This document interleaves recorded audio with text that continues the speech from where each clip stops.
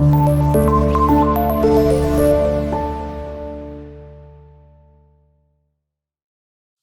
वालेकुम dear student, this is Kashim Majidi your physics teacher. उम्मीद है कि आप सब खैरियत से होंगे। स्टूडेंट, हम चैप्टर 4 डिस्कस कर रहे हैं और आज हमने इसका टॉपिक डिस्कस करना है जो कि वर्क एनर्जी थ्योरम, या ये टॉपिक वर्क एनर्जी प्रिंसिपल के नाम से भी जाना जाता है।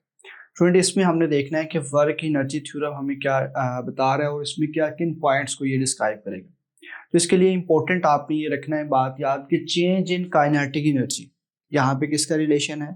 काइनेटिक एनर्जी और वर्क डन का। ठीक है, दूसरी फॉर्म ऑफ एनर्जी के साथ भी ऐसा ही है, लेकिन यहाँ पे मोस्टली आप किसके साथ डील कर रहे हैं? काइनेटिक एनर्जी के साथ। The change in kinetic energy of an object is equal to work done on it by a net force. जितना किसी नेट फोर्स ने उस ऑब्जेक्ट के ऊपर वर्क करना है वो किसके इक्वल होगा? चेंज इन काइनेटिक एनर्जी के इक्वल होगा।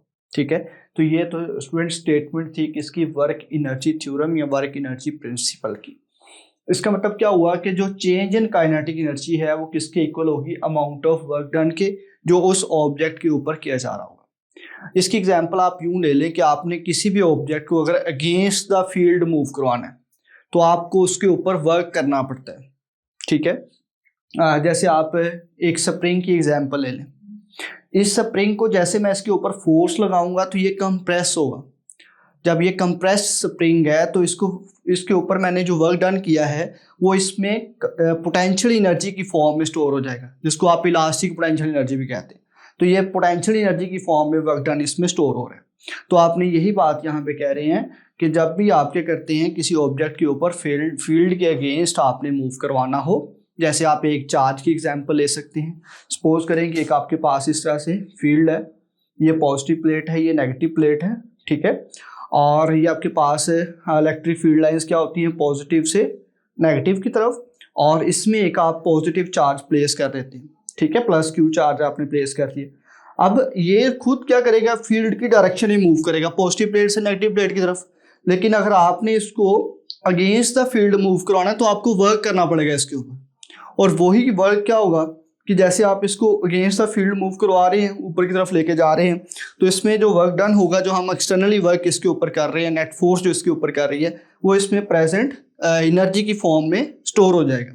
और जैसे आप इसको यहाँ पे रिलीज करेंगे तो ये फिर उसी एनर्जी की वजह से क्या करेगा? फील्ड की डायरेक्शन में मूव करेगा। ठीक है स्टूडेंट, तो यही पॉइंट आपने यहाँ पे याद रखना है कि वर्क डन किसके इक्वल होता है? चेंज इन काइनेटिक एनर्जी के इक्वल होता है। और काइनेटिक एनर्जी का फॉर्मूला आपको पता है क्या होता है? 1/2 mv²।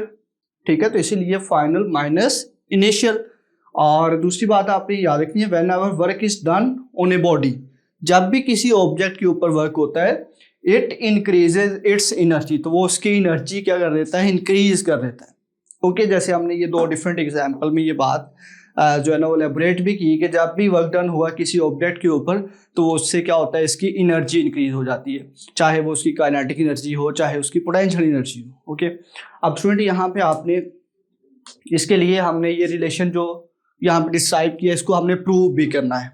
ठीक है, मैथमेटिकली भी हमने इसको प्रूव करना है कि आया W is equal to 1/2 mvf² minus 1/2 mvi²। ये रिलेशन हमने प्रूव भी करना है, या आप इसको कह सकते हैं काइनेटिक एनर्जी आपके पास final minus kinetic energy initial भी आप इसको कह सकते हैं। तो ये चेंज इन काइनेटिक एनर्जी आपके पास इक्वल होगा वर्क डन के।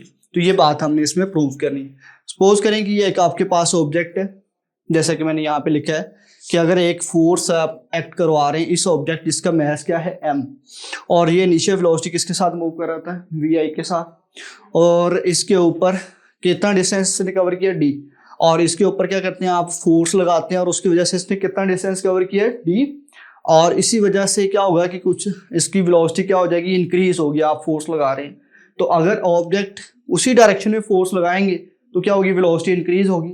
अगर आप इसको अपोजिंग फोर्स लगाएंगे तो इसकी वेलोसिटी डिक्रीज होगी। तो इन दोनों केसेस में क्या प्रोड्यूस होगा? वेलोसिटी में चेंज आएगा। जब वेलोसिटी में चेंज आएगा तो एक्सेलरेशन प्रोड्यूस होगा। जब एक्सेलरेशन आपके पास प्रोड्यूस होगा तो यही बात हमने यहाँ पे लिखी है, when a force F acts on a body of mass m initially moving with the velocity vi through a distance d, it increases its velocity to vf। तो इसकी वेलोसिटी क्या हो जाती है? vi से vf इंक्रीज होगी, और जब भी वेलोसिटी में चेंज आएगा तो क्या प्रोड्यूस होगा आपके पास? एक्सेलरेशन प्रोड्यूस होगा। अब स्टूडेंट एक्सेलरेशन के लिए हमने third equation of motion use की, 2as is equal to V F square minus V I, और ए आपके पास एक्सेलेरेशन है, एस की जगह मैंने क्या लिख दिया डी, क्योंकि डिस्टेंस आपके पास क्या था, डी था। अब स्टूडेंट यहाँ से आप अगर वैल्यू निकाल लें डी की, तो डी इज इक्वल टू क्या आ जाएगा, टू ए जो है ना, इसको आप इस साइड पे क्या करते हैं, डिवाइड करवा दें, क्योंकि ये डी के साथ क्या हो रहा है, मल्टीप्लाई। तो 1/2a into V F square minus V I square, और स्टूडेंट इसको आपने कह देना है, ये आपके पास इक्वेशन 1 बन गई। अब आपको पता है Newton second law of motion क्या है, ठीक है, सेकंड लॉ ऑफ मोशन, ये आपने पहले क्या की थी, third equation of motion use की थी, ठीक है, एक्सेलेरेशन के लिए। और फिर सेकंड लॉ ऑफ मोशन आपके पास क्या है, F is equal to M A, ठीक है। तो ये आपके पास सेकंड इक्वेशन बन गई है, ठीक है, दो इक्वेशन आपने बना ली। अब आपने वर्क डन फाइंड आउट करना है, तो वर्क किसके इक्वल होता है, डब्ल्यू इज इक्वल टू, आपको पता है कि डब्ल्यू इज इक्वल टू होता है एफ इंटू डी, ओके। अब आपने एफ इंटू डी बनाने के लिए क्या करना है, इन दोनों इक्वेशंस को आपस में मल्टीप्लाई कर देना है, ताकि हम वर्क फाइंड कर सकें। ये एफ है, ये डी है, तो एफ मल्टीप्लाई बाय डी क्या हो जाएगा, F into D is equal to work done. तो आपने क्या लिख देना, by multiplying equation 1 and 2, by multiplying equation 1 and 2, आप 1 और 2 को मल्टीप्लाई करवा रहे हैं। अब स्टूडेंट आपने मल्टीप्लाई को आया, तो इस साइड पे, लेफ्ट साइड पे देखिए, एफ मल्टीप्लाई बाय डी हो जाएगा, और यहाँ पे आपके पास क्या है, एम ए डिवाइड बाय क्या है, 2a, और यहाँ पे आपके पास क्या आ जाएगा जी, V F square minus V I square, okay. मतलब क्या हुआ है आपके पास कि ये जो 1/2a आपके पास ये इक्वेशन थी और m ये, तो ये राइट साइड को राइट साइड से आपने इस इक्वेशन को इससे मल्टीप्लाई कर दिया और इस साइड को इस साइड से मल्टीप्लाई कर। अब स्टूडेंट आपके पास है ये जो एफ डी है, इसको आप क्या लिख सकते हैं, वर्क डन डब्ल्यू, ए को आप ए से क्या कर देंगे, कट कर दें, ओके। और ये जो 1/2 है इसको यूं ही लिखा रहने दें, और जो m है इसको अंदर मल्टीप्लाई कर दें, तो ये आ जाएगा आपके पास 1/2 को भी और m को भी अंदर मल्टीप्लाई कर दें, तो ये क्या बन जाएगा, 1/2 m V F square minus, अब फिर 1/2 m वी आई स्क्वेयर। तो स्टूडेंट ये आपके पास यही फॉर्म बन गई, w is equal to 1/2 M V F square minus 1/2 M V I square, और इसको मैं जनरली क्या लिख सकता हूँ कि w is equal to kinetic energy final minus kinetic energy initial, okay. तो ये आपके पास kinetic energy final minus kinetic energy initial, तो इसको आप लिख सकते हैं चेंज इन काइनेटिक एनर्जी। तो यही स्टूडेंट आपके पास क्या है, वर्क एनर्जी प्रिंसिपल है, ओके। अब इसकी कुछ पॉइंट्स हैं कि ये वैलिड किसके लिए, ठीक है, और इसकी वैलिडिटी क्या है। कहता है work energy theorem is applicable for any direction of force relative to the displacement, जो कि डिस्प्लेसमेंट के साथ क्या होगा, रिलेटिव, ठीक है। तो जाहिर है वर्क कब होगा, जब आप फोर्स अप्लाई करेंगे और फोर्स की डायरेक्शन में क्या हो, डिस्प्लेसमेंट हो।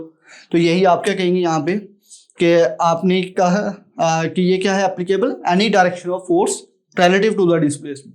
उसके बाद देखिएगा एन ऑब्जेक्ट का, जिसके पास क्या हो, जैसे एक एग्जांपल ले लेते हैं हम, इस चीज को समझने के लिए एक एग्जांपल है यहाँ पे कि आपके पास क्या एक ऑब्जेक्ट है जिसके पास काइनेटिक एनर्जी है, वो वर्क परफॉर्म करेगा अगर आप उसको अलो करते हैं टू पुश और पुल ऑन अनदर ऑब्जेक्ट। मतलब एक ऑब्जेक्ट है जिसके पास कुछ काइनेटिक एनर्जी है और उसको आप अलो करते हैं किसी और ऑब्जेक्ट के ऊपर मूव करने के लिए, या पुश करने के लिए या पुल करने के लिए, तो इस केस में आपके पास वर्क डन क्या होगा, नेगेटिव होगा, और जो काइनेटिक एनर्जी है वो क्या हो रही होगी, ऑब्जेक्ट की डिक्रीज हो रही होगी। तो इस केस में भी आपके पास क्या होगा, ये वर्क एनर्जी प्रिंसिपल एप्लीकेबल होगा।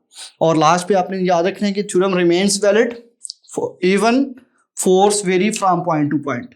अगर एक पॉइंट से दूसरे पॉइंट आप मूव करें, फोर्स वेरी भी कर रही है, लेकिन उस केस में भी आपके पास थ्योरम क्या होगा, एप्लीकेबल होगा। तो स्टूडेंट ये एमसीक्यूज के लिए भी आपने याद रखना है, शॉर्ट के लिए भी और लॉन्ग के लिए भी, जिसमें आपने क्या डिस्क्राइब किया कि change in kinetic energy is equal to work done on it by a net force. तो होपफुली आपने इस टॉपिक को अच्छे तरीके से समझा होगा। मिलते हैं इंशाल्लाह नेक्स्ट लेक्चर में। अल्लाह हाफिज।